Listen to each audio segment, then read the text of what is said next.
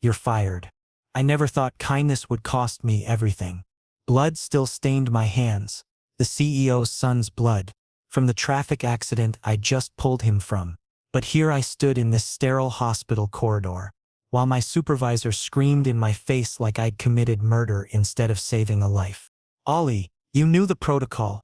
Dr. Hayes's words ricocheted through my skull, but my eyes remained fixed on the small boy lying on the stretcher behind him. Finally stable and breathing normally. "You were on duty in the emergency ward. You had no authorization to leave the building. I earned my nursing degree to save lives, not shuffle paperwork and follow bureaucratic nonsense. The whole reason I chose this profession was because I wanted to make a difference, to be there when someone needed help most desperately. Sir, that child would have died." My voice trembled as I tried explaining, but he wasn't interested in hearing anything I had to say. "I don't care." Dr. Hayes cut me off mid-sentence, his finger jabbing toward my chest.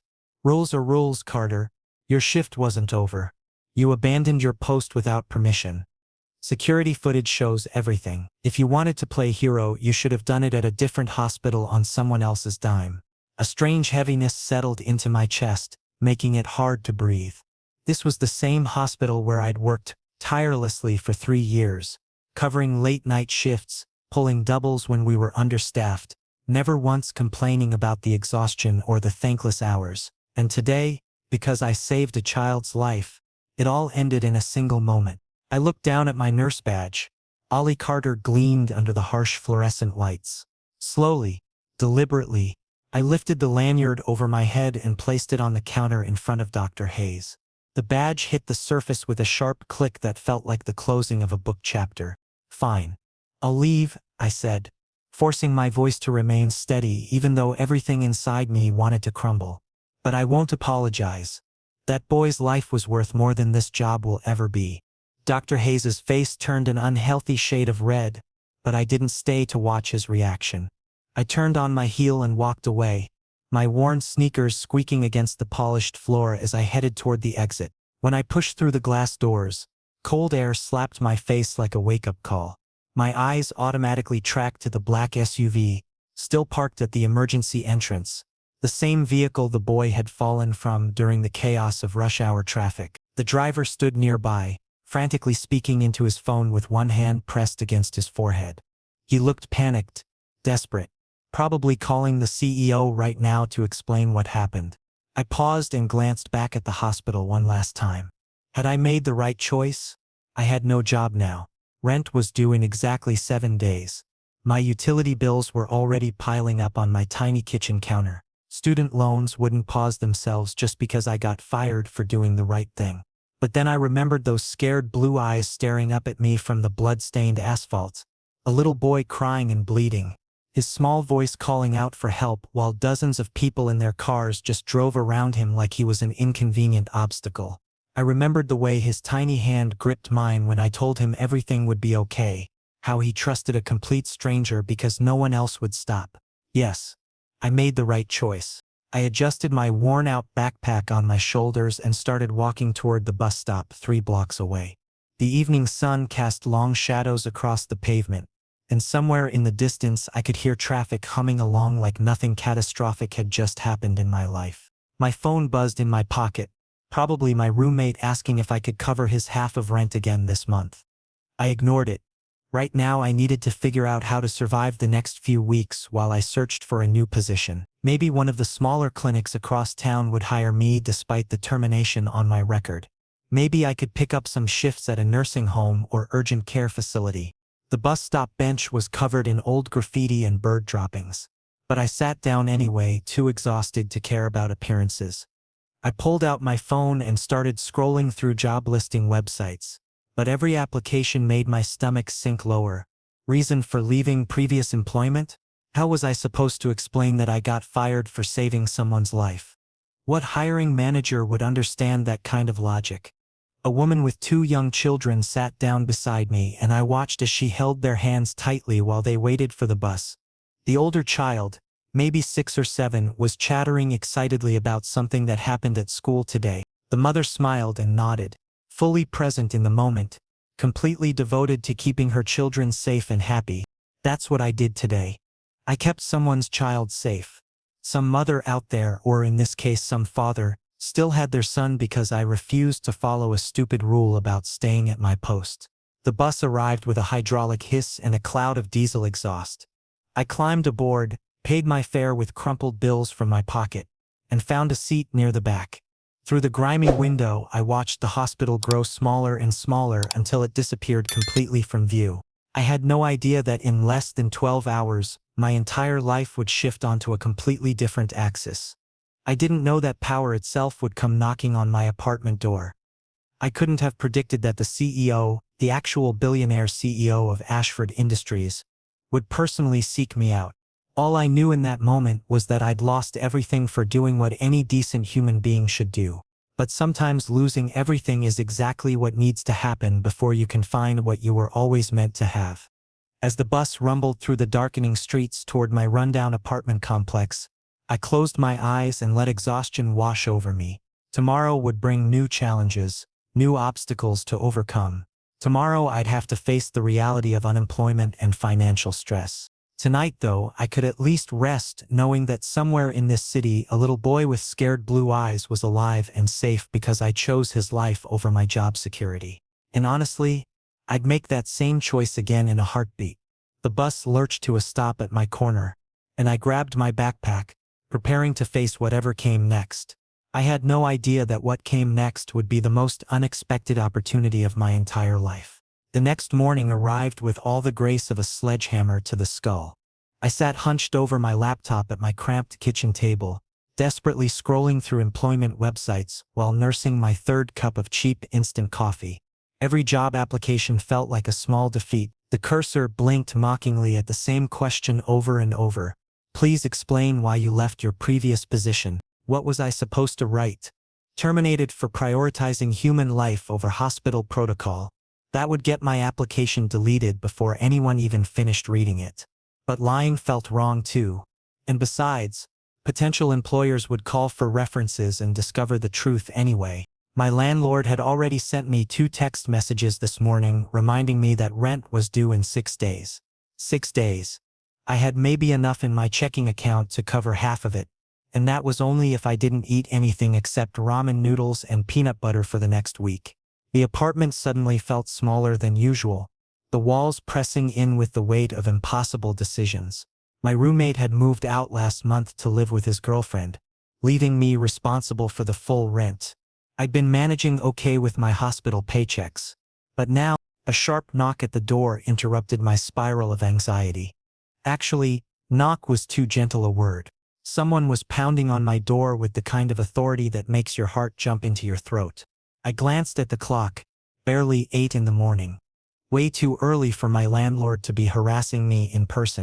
I shuffled to the door in my wrinkled t-shirt and sweatpants, expecting to see a delivery person or maybe one of my neighbors complaining about noise. Instead, when I pulled open the door, I literally forgot how to breathe.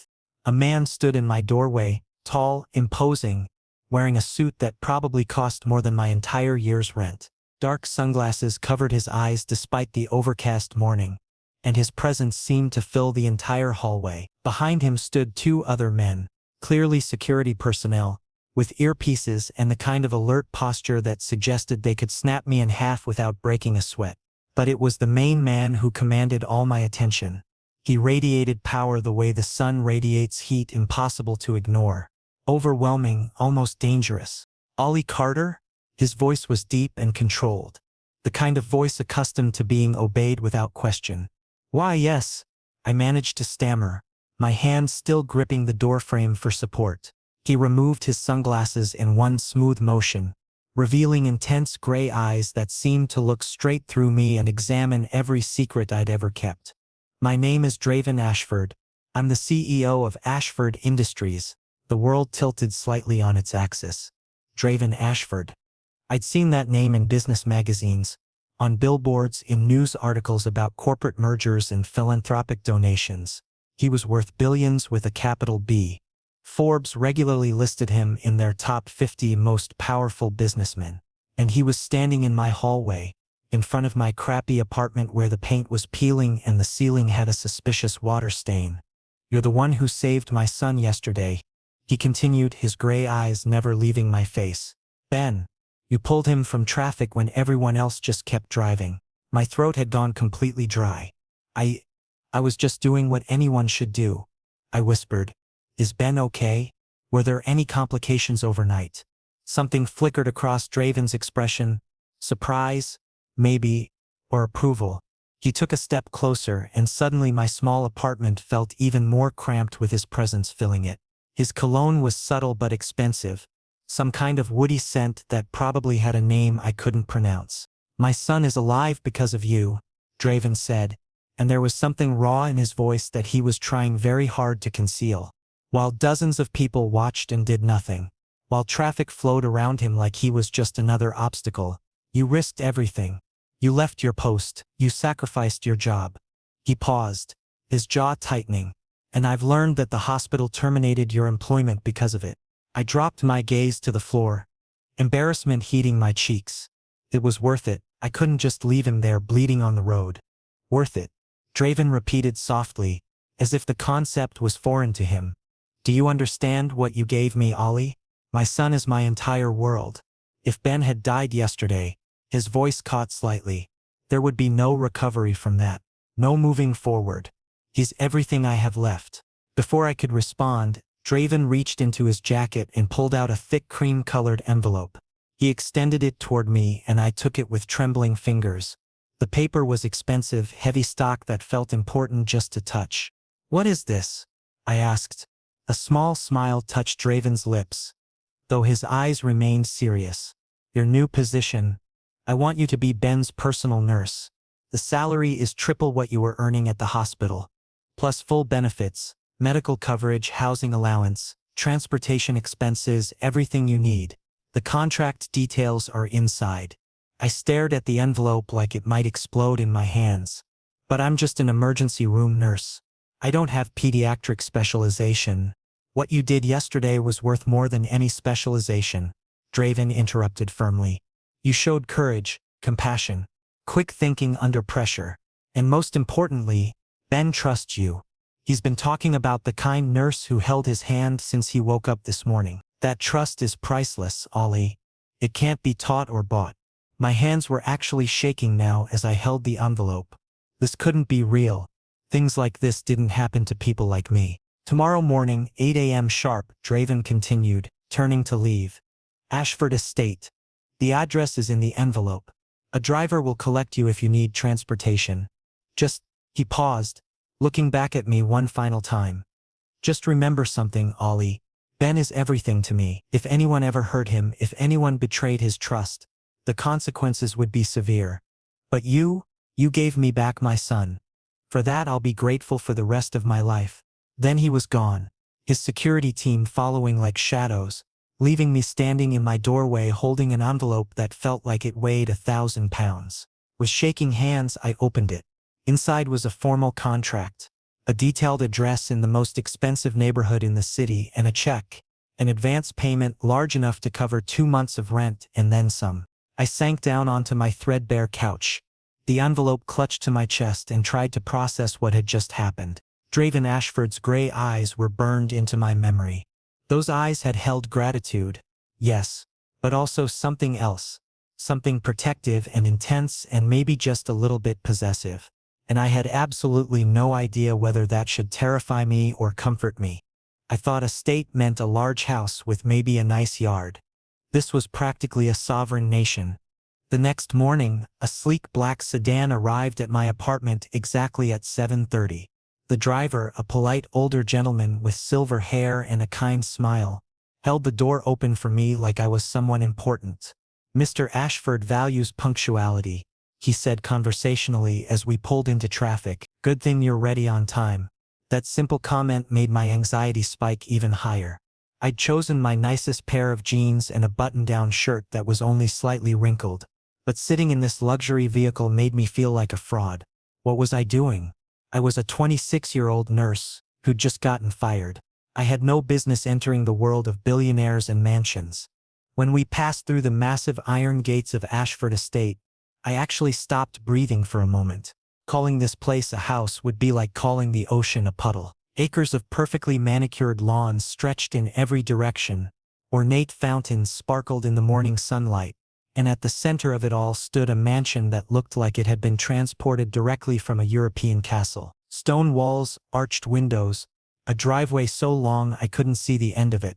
I adjusted my worn backpack, suddenly very aware of how out of place it looked, and reminded myself why I was here. This wasn't about the money or the luxury. This was about taking care of a little boy who needed help. Security at the gate had clearly been expecting me. They checked my identification with professional efficiency and waved us through without hesitation. As we approached the main entrance, I spotted a figure waiting on the steps. Draven stood with his arms crossed, wearing casual clothes this time, a black turtleneck and gray slacks that somehow made him look even more commanding than the suit had. His posture was relaxed but alert, like a predator at rest.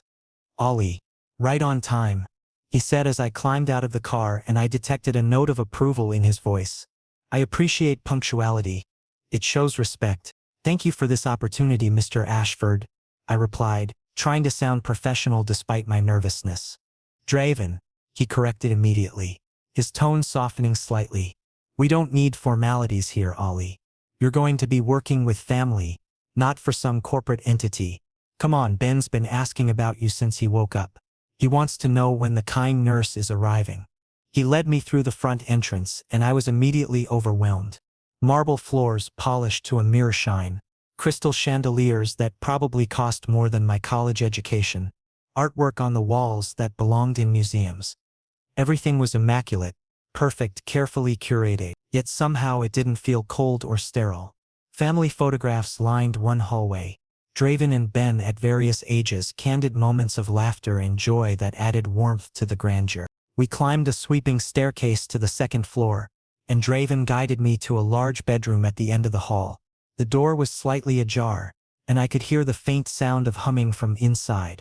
Ben's room was a complete contrast to the formal elegance of the rest of the house. Toys were neatly organized on shelves. Superhero posters covered the walls, and a comfortable bed sat in the center with rumpled blankets suggesting a child who'd just woken up. And there, sitting cross-legged with a coloring book spread across his lap, was Ben. He looked so much better than he had yesterday. The bandage on his forehead was clean and white. His color was good, and his eyes were bright and alert. When he saw me, his entire face transformed with pure joy. "You!" he shouted, dropping his crayons and bouncing slightly on the bed. "You're the nurse who saved me. Daddy said you're going to stay with us." My heart melted instantly. I crossed the room and knelt down to his eye level, so we could look at each other properly. "Hi, Ben. How are you feeling today? Any pain or dizziness?" "My head hurts a tiny bit, but it's okay." His enthusiasm was infectious. "Daddy said you're going to make everything better. You're staying, right? Promise?" "I promise," I said gently, reaching up to check his forehead temperature with the back of my hand. "Normal. Good sign. But you need to follow all the doctor's instructions, okay? That means no running around or rough play for at least a few days." "Okay. Pinky promise." He thrust out his tiny pinky finger, and I solemnly linked mine with his, sealing our pact. For the next 15 minutes, I talked with Ben about his favorite things. Dinosaurs, apparently, and a superhero called Captain Thunder who could control lightning. He showed me his collection of action figures and told me elaborate stories about their adventures. He was bright, articulate, and remarkably mature for a 5-year-old. And he was so open, so trusting, that I felt a protective instinct surge through me stronger than anything I'd experienced before. I was so absorbed in our conversation that I'd almost forgotten Draven was there until I glanced at the doorway and saw him watching us. His expression was soft, vulnerable in a way I hadn't seen before. He looked like a man watching something precious and irreplaceable, something he'd been terrified of losing. After a while, when Ben became engrossed in his coloring again, Draven gestured for me to follow him into the hallway.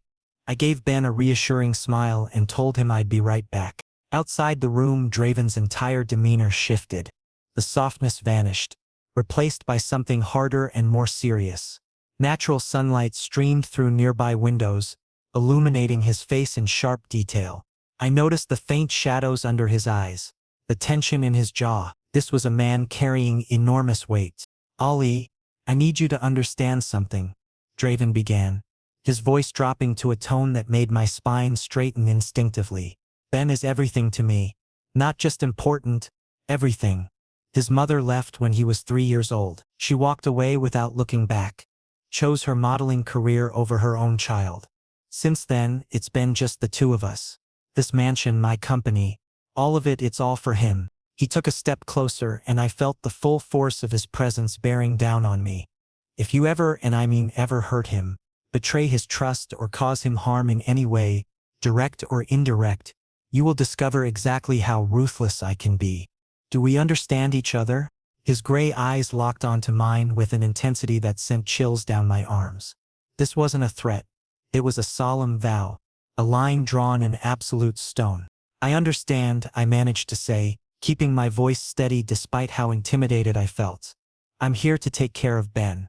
His safety and well-being are my top priority. You can trust me.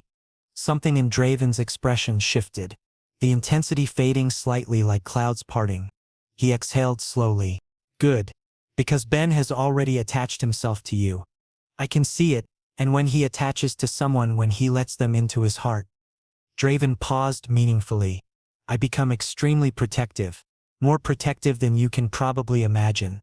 There was a moment of heavy silence between us. Then his expression softened again, and he added in a gentler tone, but you should also know that you're safe here, Ollie. No one in this house will bother you. The staff is respectful and professional. If you need anything at all, you come directly to me. That's a promise. My heart did a strange little flutter in my chest. Because those words were contradictory, a stern warning paired with gentle reassurance. Yet somehow both felt sincere. When Draven gestured for me to return to Ben's room, I realized that working here would be far more complex than I'd initially imagined. But when I looked back and saw Ben's smiling face, his innocent trust and genuine happiness, I knew one thing for certain. This challenge was absolutely worth it. The first week at Ashford Estate passed with surprising ease. My mornings fell into a comfortable rhythm with Ben administering his medications precisely on schedule, checking his vital signs, making sure his healing progressed without complications. The boy was remarkably intelligent, funny in ways that caught me off guard, and surprisingly emotionally mature for someone who'd just turned 5.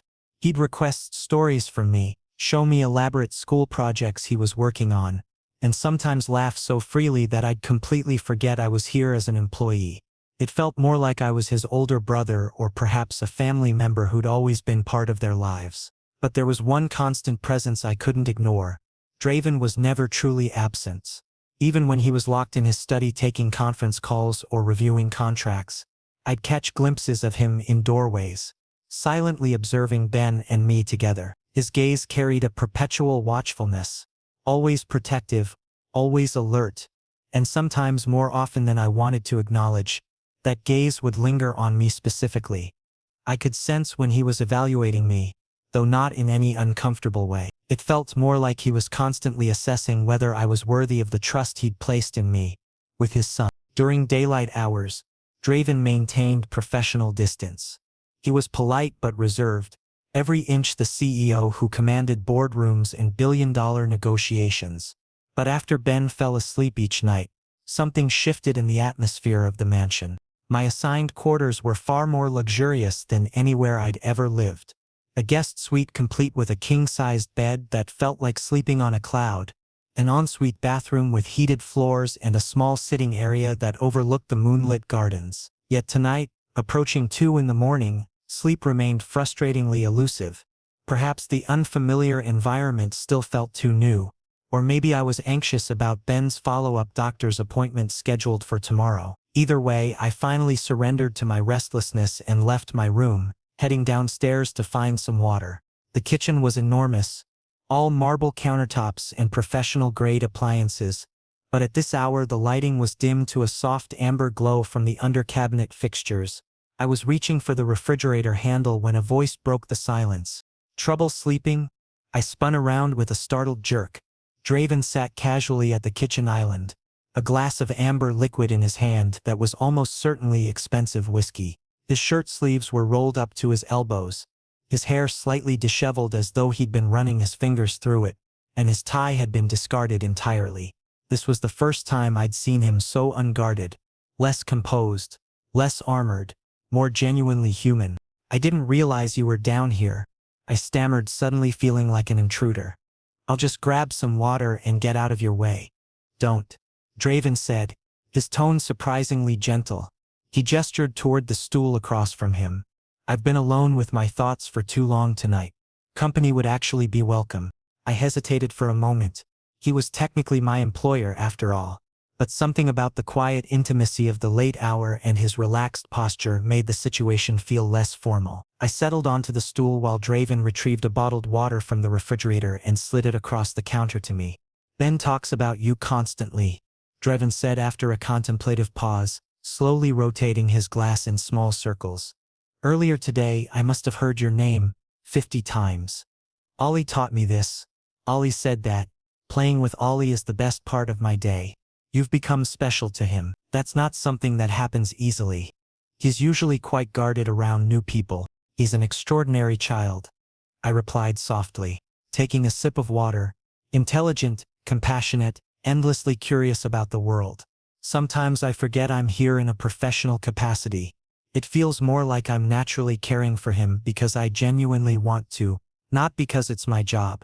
There's this protective instinct that's developed. Draven studied me with those penetrating gray eyes, as if searching for hidden truths beneath my words. You're unusual, Ollie. Genuinely rare. Even after the hospital threatened your entire career, you never second-guessed your decision. You risked your stability, your future prospects, everything for a stranger, for a child you'd never met before that moment. I need to understand why. Tell me honestly. I stared down at my hands, struggling to articulate something I'd never fully examined. Because if I had walked away and something terrible had happened, I wouldn't have been able to live with myself. Jobs can be replaced, money can be earned again, but a human life, an innocent child's life, that's irreplaceable. In Ben's eyes, the fear I saw in them, his desperate cry for help, I couldn't have ignored that moment and still recognized myself in the mirror. Precisely, Draven said, his voice dropping to a deeper register. You understand what life truly means. Not theoretically, but in your bones. That's why I wanted you here. But lately, he paused, seeming to carefully weigh his next words. Lately I've realized this arrangement has become about more than just Ben's care. My heart suddenly accelerated. What do you mean? Draven set down his glass and rose from his seat, moving around the island until he stood close enough that I could feel the warmth radiating from him.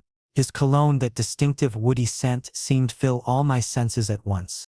I know countless people, Ollie, he said quietly. Business associates I negotiate million-dollar contracts with, employees who execute my directives, acquaintances who hover around me hoping for favors or connections. But your presence feels fundamentally different from all of that. When you're with Ben, this entire house comes alive with laughter and warmth. And when you're in a room, he paused, his gaze intense yet vulnerable simultaneously. I feel at peace, truly calm for the first time in years, since before Ben's mother left actually. My words evaporated completely. My lips parted to respond, but no sound emerged. Was this actually a confession, or was I desperately misinterpreting a moment of late-night vulnerability? Draven slowly raised his hand and touched my cheek with such gentleness that I almost questioned whether it was really happening. His fingers were warm, and everywhere they made contact, my skin seemed to come alive with electricity. I don't want to frighten you, he whispered, his voice barely audible. I don't want to make you uncomfortable in any way, but I can't continue ignoring these feelings. You came here because of Ben. You saved his life and accepted this position to care for him. But now you're still here, and I find myself wondering if perhaps you're staying for another reason as well. If maybe I've become part of that reason. His question hung between us, weighted with possibility and risk. I held my breath because the truth was undeniable. Yes, Draven had absolutely become part of why I wanted to stay. But admitting that terrified me. This was complicated, potentially disastrous. If I was wrong about what he was offering, if I misread this entire situation, everything could shatter irreparably. So instead of a full confession, I managed only Draven. I honestly don't know what to say right now. He smiled, small understanding, patient. You don't have to say anything tonight. But Ollie, I need you to know that you're safe here. With me.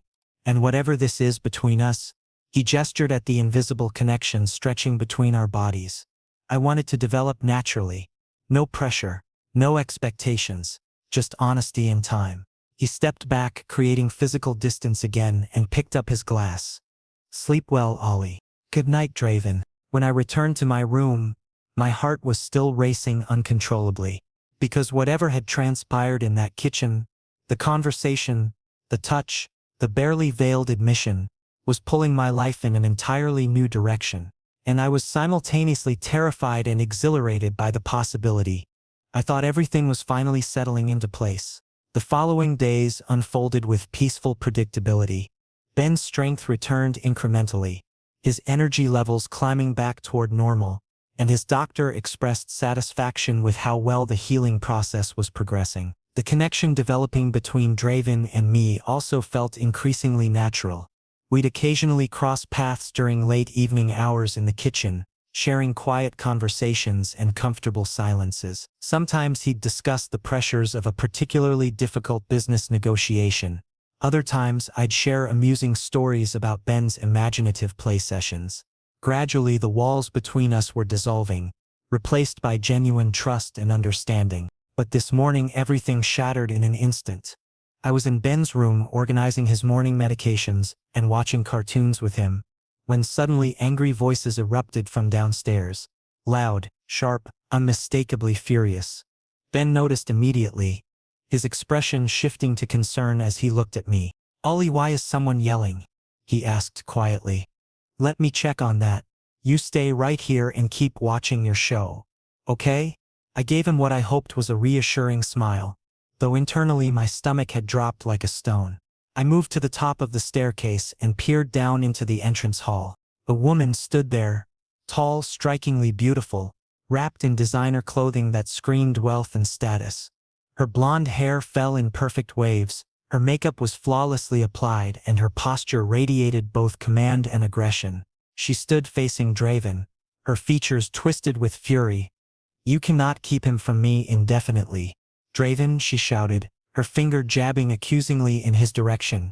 "Ben is my son too. I'm his mother. You don't get to just razz my existence." My breath caught painfully in my chest. Ben's mother? This was the woman who'd abandoned him. Draven had mentioned briefly that his wife had left, but he'd never provided details.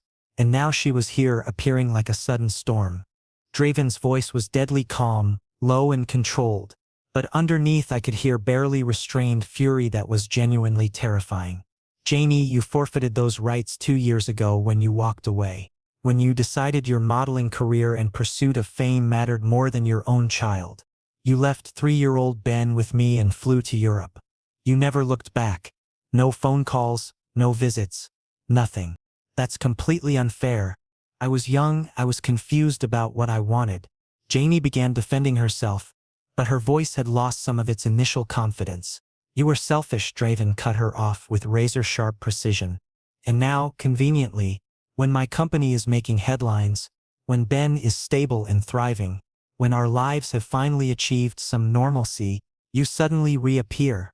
This isn't about motherhood, Janie. This is opportunism, a publicity stunt. I know exactly what you're doing." Janie's gaze suddenly lifted toward the stairs, landing directly on me. Her blue eyes narrowed, scrutinizing and judging. For one uncomfortable second, we maintained direct eye contact. "And who exactly is this?" Janie demanded in a venomous tone, gesturing up at me. "Your new plaything? Your entertainment? What kind of household are you running here, Draven? Some random stranger living with my son?" Blood rushed to my face, a mixture of embarrassment and anger. I started descending the stairs, but Draven sharply raised his hand, stopping me firmly in place. "Stay exactly where you are, Ollie," he commanded without looking at me. His eyes locked on Janie, then he turned fully toward her, and for the first time I witnessed Draven truly angry. His jaw was clenched tight, his fists balled at his sides, and his eyes held a cold fury that made me grateful I wasn't the target. "This is Ollie, Ben's personal nurse. And you have absolutely no right, none whatsoever, to say anything about him." Draven said in a low, dangerous voice. Ollie saved Ben's life when he was in that accident. While you were God knows where living your selfish existence, Ollie lives here because Ben trusts him, because Ben wants him here. Compared to you, someone who abandoned her own child. Ollie is a genuine hero, the real kind. Hero? Janie laughed sarcastically, though uncertainty had crept into her voice. Please, Draven. You seriously expect me to believe this? You're allowing a complete stranger this much access to our son? This is completely inappropriate. Enough. Draven's roar echoed through the entire hall with such power that both Janie and I physically jumped. Ollie saved my son's life when nobody else would help. While traffic ignored him, while strangers just stared, Ollie risked his career, destroyed his professional future to save Ben. And where were you? Paris? Milan? Posting your fake perfect life on social media? Draven took one deliberate step toward Janie and she automatically retreated backward. If you dislike this arrangement, there's the door. He said coldly, pointing toward the exit. And if you're considering going to court, hiring lawyers, feel free to try. But I have documentation, evidence and witnesses. You abandoned Ben. That fact is crystal clear to any judge. So good luck with that. Janie's face displayed a mixture of shock, rage, and humiliation. Her fists were clenched, and for a moment I thought she might physically lash out. Fine, she finally said, her voice low and bitter. But this isn't over, Draven. I will get my son back. I'll speak with attorneys. I'll fight you on this. Fight all you want, Draven replied flatly. But if you upset Ben even once, I will destroy you. Legally, financially, socially. Do you understand me? Janie shot one final glare at me, then at Draven, before sharply turning and storming out. The door slammed with a sound that reverberated through the mansion, followed by heavy, suffocating silence. I slowly descended the remaining stairs. Draven stood rigidly, his shoulders tense, his breathing slightly labored. I approached him carefully and said softly, Draven. He turned, and for the first time I saw genuine vulnerability in his eyes. Not anger, not control, but fear and exhaustion. I won't let her near Ben, he said, his voice trembling slightly. Never. She's toxic. She'll hurt him. I cannot allow that to happen. I understand, I said gently, but if she pursues legal action seriously, then I'll fight.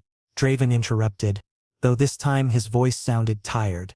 I'll battle through every case, attend every hearing. Ben is my entire life, Ollie. I'll protect him no matter what it costs. He suddenly grasped my hand tightly, desperately, and looked directly into my eyes.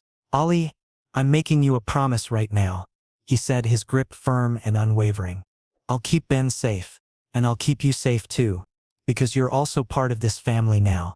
Whether that's official or not, despite the heavy situation, warmth spread through my chest.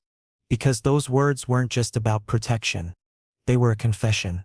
An acknowledgement that Draven no longer viewed me as merely an employee, and I was gradually realizing that I felt something deeper for him and Ben too, something that transcended any job description.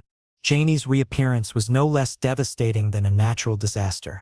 The following days were emotionally exhausting for everyone.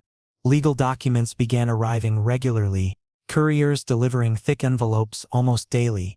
Court hearings were scheduled for custody evaluations. The media caught wind of the situation, and headlines like billionaire CEO Draven Ashford's custody battle with estranged ex-wife appeared across newspapers and online news portals. Draven received constant phone calls from his legal team, attended endless strategy meetings, and I could see the toll this was taking despite his determined exterior. I focused my energy on shielding Ben from as much of this chaos as possible. I deliberately maintained his routine with normalcy. Morning walks through the gardens, educational games, storytelling sessions. But Ben was perceptive and observant. He sensed the underlying tension no matter how hard I tried to conceal it.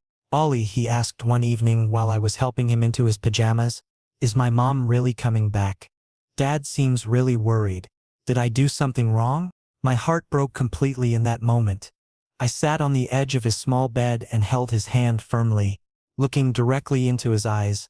Ben, listen carefully, I said gently but seriously. You haven't done anything wrong. Not even a little bit. What's happening is between adults. It's not your fault in any way. And their father loves you so much that he'll never let you be alone. No matter what happens. What about you? Ben asked in a small voice. Will you stay here? You won't leave me, will you? Tears threatened to form in my eyes, but I held them back. I pulled Ben into a gentle embrace and whispered near his ear. I'm not going anywhere, Ben. I promise you that. You're not getting rid of me that easily. Ben hugged me tightly, his small arms wrapped around me. And in that moment I understood this had stopped being merely a job. This child, this sweet, innocent, brilliant child, had become an integral part of my life. And Draven had too. The court hearing date finally arrived. Draven left early in the morning wearing his most formal suit, accompanied by his legal team, but tension was clearly visible across his features. Before departing, he pulled me aside and said quietly, "Keep Ben happy. Please, don't worry about anything," I said with as much confidence as I could project. "Everything will work out fine." I spent the entire day with Ben. We played in the garden, did watercolor painting, made his favorite snacks together. I deliberately kept the television off to prevent any accidental news coverage from appearing. But internally, I was anxious too. What if the court granted Janie partial custody? What if Ben was forced to spend time with her? Evening approached, the sun setting and painting the sky in shades of orange and pink, when I heard a car in the driveway. I left Ben in the playroom where he was contentedly building with blocks and hurried downstairs. Draven stood there, looking exhausted. His tie loosened, his hair disheveled from running his hands through it repeatedly. But when he saw me, a slow smile spread across his face. Genuine relief shone in his eyes. "I won," he said, his voice nearly breaking with emotion. The court rejected Janie's custody petition completely. The judge saw through her intentions, opportunistic and self-serving. "Ben stays with me, fully, legally, officially." Janie wasn't even granted supervised visitation because the abandonment was so clearly proven. Without thinking, I acted on pure impulse and embraced Draven tightly. "Thank God. I'm so incredibly relieved." Draven held me equally tight, his face pressed against my shoulder, and for several seconds we simply stood there together. I could feel his heartbeat, his warmth, and the profound mixture of relief and gratitude flowing through him. "You don't understand, Ollie," he said in a muffled voice. "If you hadn't saved Ben that day, if he'd been seriously injured or worse in that accident, I could have forgiven myself.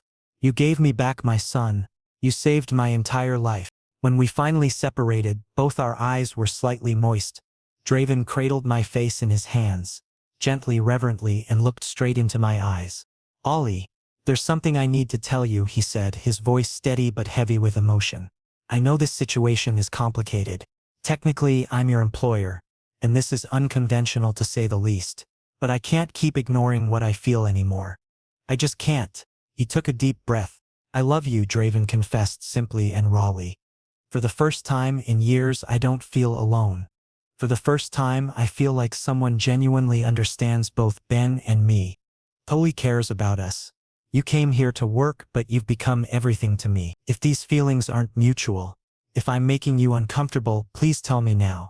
But I can't hold this inside any longer." My heartbeat was so intense I thought he must surely hear it, but I realized something crucial. I felt exactly the same way. "Draven," I said softly, my voice trembling slightly, "I love you too." At first I was confused, didn't fully understand what was happening. But the more time I spend here with you and Ben, I can't imagine my life without either of you anymore. You both mean everything to me. Draven kissed me then, slowly, gently, as if confirming this was real and not some dream. That kiss contained gratitude, passion, and promise, all at once. When we separated, we were both smiling, genuine, unguarded smiles. "So what happens now?" I asked, slightly breathless. "Now," Draven said, taking my hand firmly in his, "we build a real family together." "Unconventional?" "Absolutely. Will society find it strange?" "Possibly. But is it real?" "Without question. And I want this more than anything else in the world, Ollie. You, me, and Ben. Together." That night, we went upstairs together to say goodnight to Ben. He smiled sleepily when he saw us both standing there. Are you both going to stay with me forever? He asked with innocent curiosity. Draven looked at me, then at Ben, and smiled warmly. Yes, Ben. Forever. Later, after Ben had fallen peacefully asleep, Draven and I stood in the hallway, holding hands. Ollie, Draven whispered, looking at me intently. You didn't just save Ben. You saved me too. From loneliness. From emptiness. You showed me that life contains more than just work and responsibility. There's love. There's family. I squeezed his hand, my heart overwhelmed with emotion. Because this entire journey from getting fired at the hospital to standing here now had been completely worth it. I'd arrived as a nurse hired to care for Ben. But I was staying as an essential part of their family.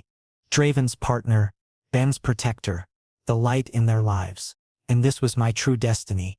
My real home. My real love.